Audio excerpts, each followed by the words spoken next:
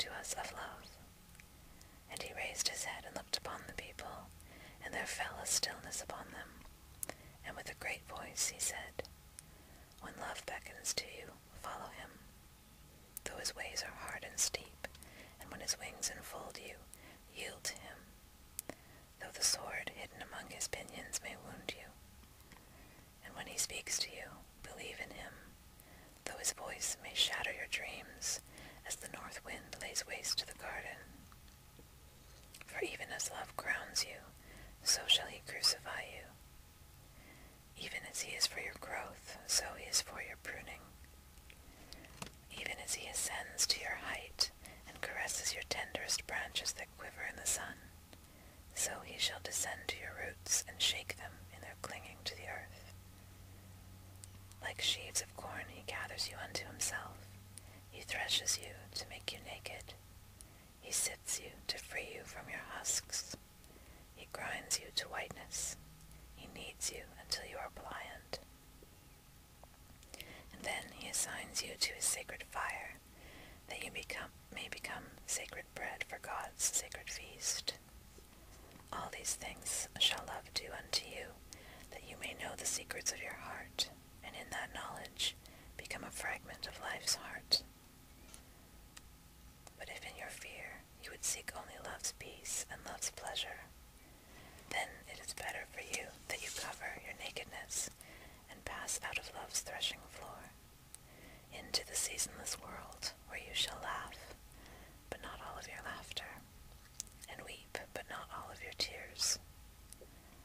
Love gives not but itself, and takes not but from itself. Love possesses not, nor would it be possessed, for love is sufficient unto love.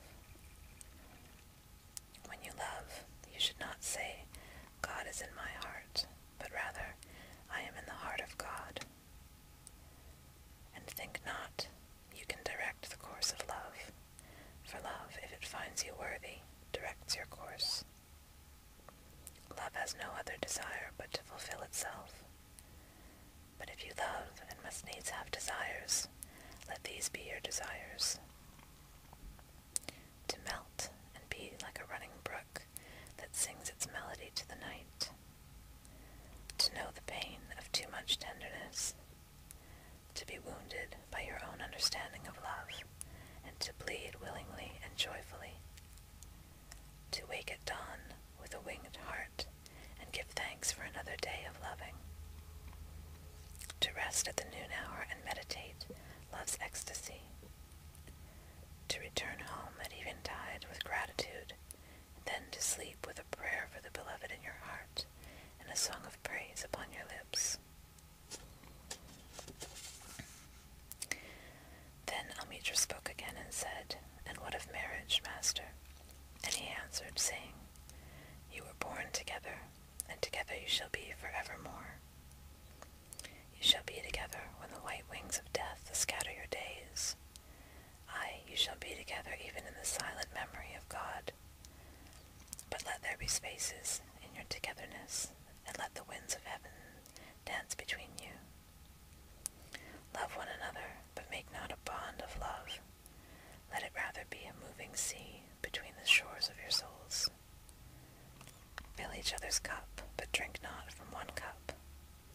Give one another of your bread, but eat not from the same loaf. Sing and dance together and be joyous, but let each one of you be alone, even as the strings of a lute are alone, though they quiver with the same music. Give your hearts, but not into each other's keeping, for only the hand of life can contain your hearts.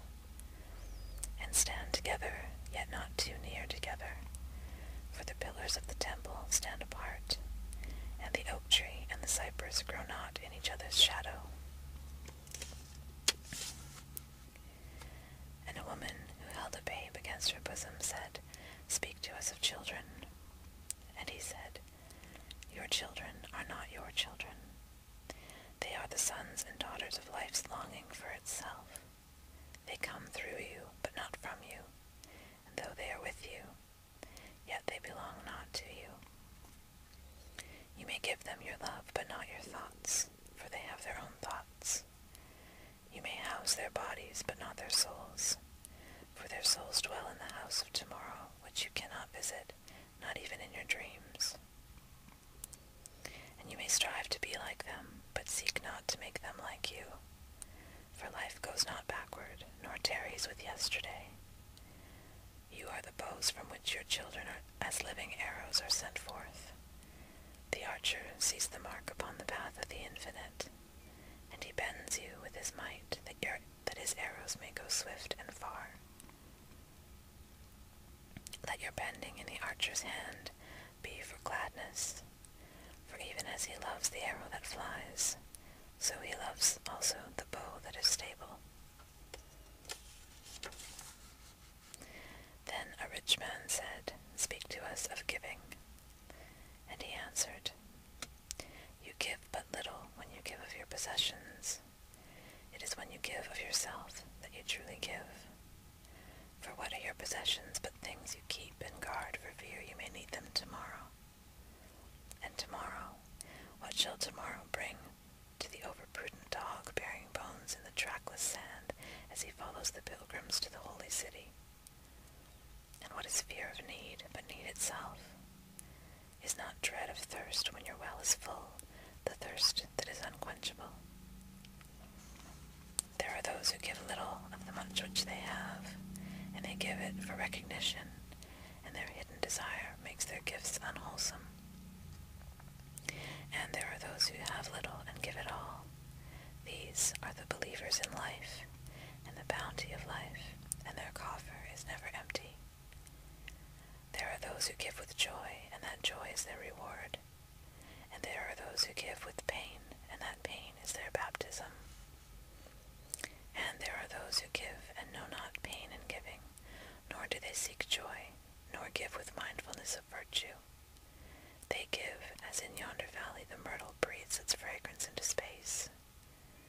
Through the hands of such as these God speaks, and from behind their eyes he smiles upon the earth. It is well to give when asked, but it is better to give unasked through understanding. And to the open-handed, the search for one who shall receive is joy greater than giving. Is there aught? And is there aught you would withhold? All you have shall someday be given, therefore give now, that the season of giving may be yours and not your inheritors. You often say, I would give, but only to the deserving. The trees in your orchard say not so, nor the flocks in your pasture. They give that they may live, for to withhold is to perish. Surely he who is worthy to receive his days and his nights is worthy of all else from you.